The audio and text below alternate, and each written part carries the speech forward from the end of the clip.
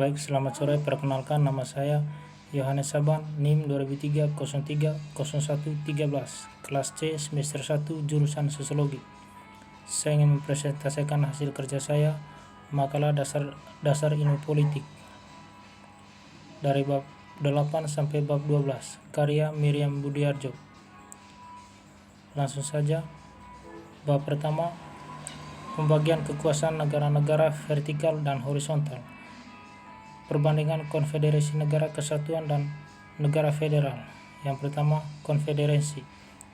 Konfederasi terdiri dari beberapa negara yang berdaulat penuh yang untuk mempertahankan kemerdekaan ekstern dan intern bersatu atas dasar perjanjian internasional yang diakui dengan penyelenggaraan beberapa alat perlengkapan tersendiri yang mempunyai kekuasaan tertentu terhadap negara anggota konfederasi, tetapi tidak terhadap warga negara itu. Kekuasaan alat bersama itu sangat terbatas dan hanya mencakup persoalan-persoalan yang telah ditentukan.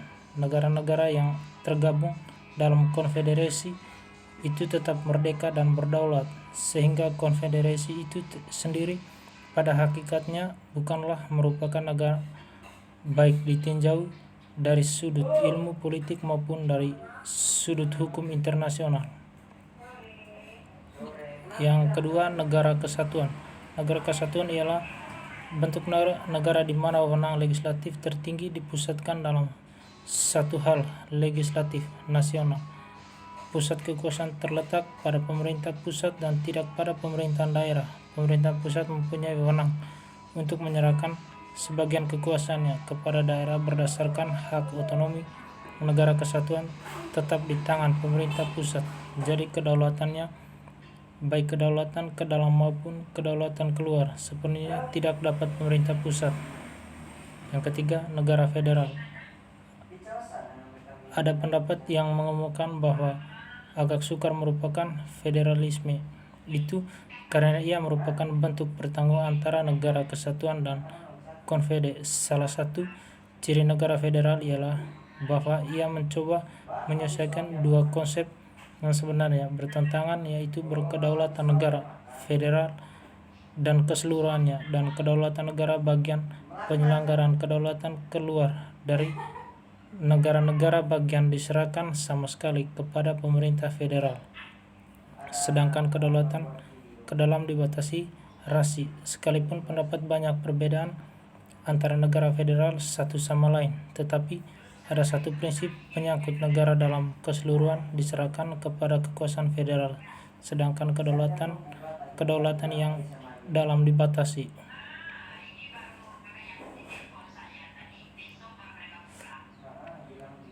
Bab yang kedua, badan eksekutif, legislatif, dan yudikatif.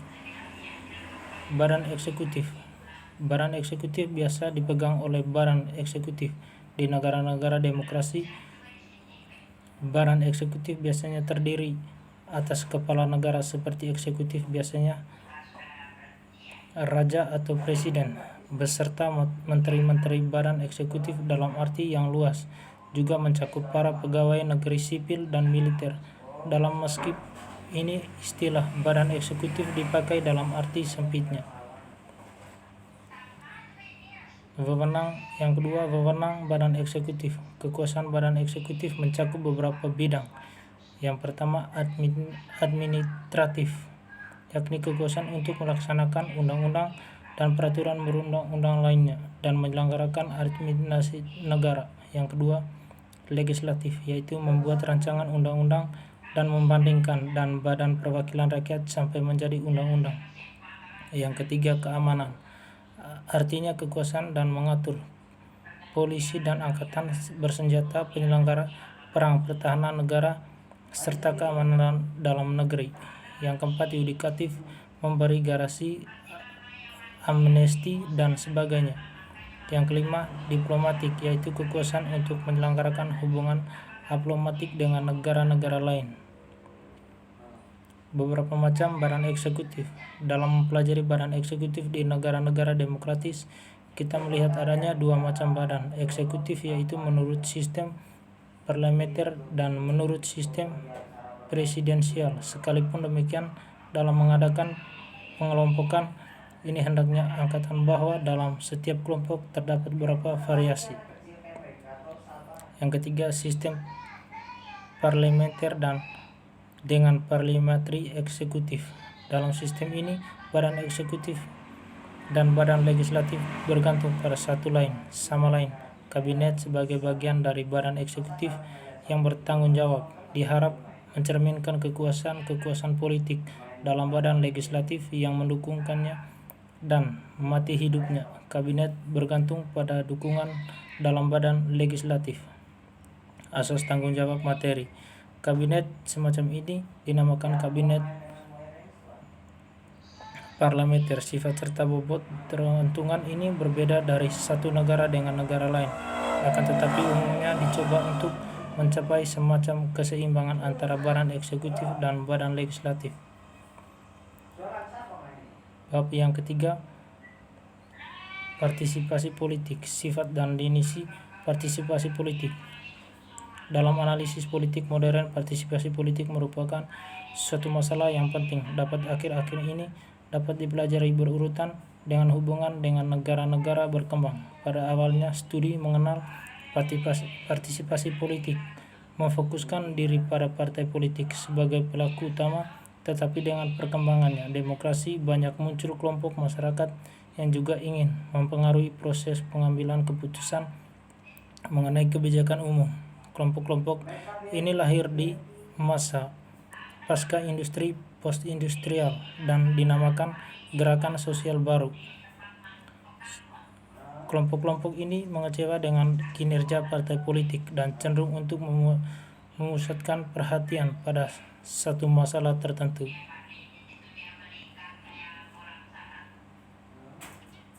Bab yang keempat, sejarah perkembangan partai politik. Partai politik pertama-tama lahir di negara Eropa Barat dengan meluasnya gagasan bahwa rakyat merupakan faktor yang perlu diperhitungkan serta dikusertakan dalam proses politik. Maka partai politik telah lahir secara spontan dan berkembang menjadi penghubung antara rakyat di situ pihak dan pemerintah di pihak lain.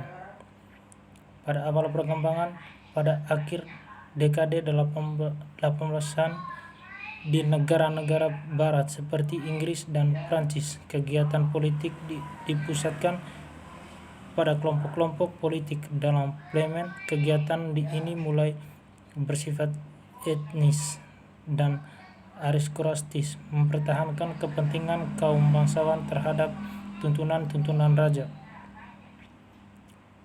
Dengan meluasnya hak pilih, kegiatan politik juga berkembang di luar parlemen dengan terbentuknya panitia-panitia pemilihan yang mengatur pengumpulan suara para pendukungnya menjelang masa pemilihan umum.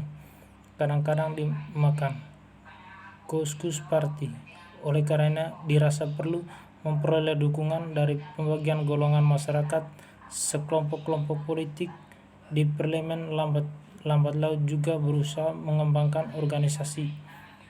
Maka pada akhir abad ke-19 lahirlah partai politik yang pada masa selanjutnya berkembang menjadi penghubung antara rakyat di satu pihak dan pemerintah di pihak lain.